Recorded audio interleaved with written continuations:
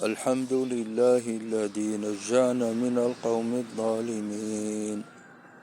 الحمد لله الذي هدانا لهذا وما كنا لنهتدي لولا أن هدانا الله. لقد جاءت رسل ربنا بالحق ونودوا أن تلكم الجنة أورثتموها بما كنتم تعملون.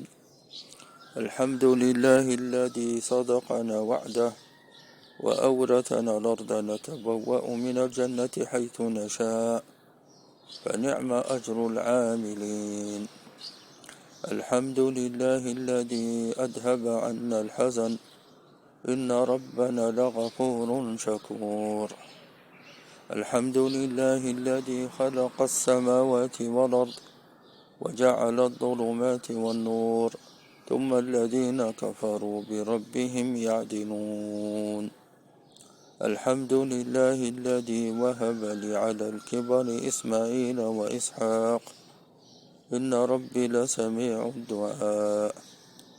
الحمد لله الذي لم يتخذ ولدا ولم يكن له شريك في الملك ولم يكن له ولي من الذل وكبره تكبيرا. الحمد لله الذي أنزل على عبده الكتاب ولم يجعل له عوجا قيما لينذر بأسا شديدا من لدنه ويبشر المؤمنين بأن لهم أجرا حسنا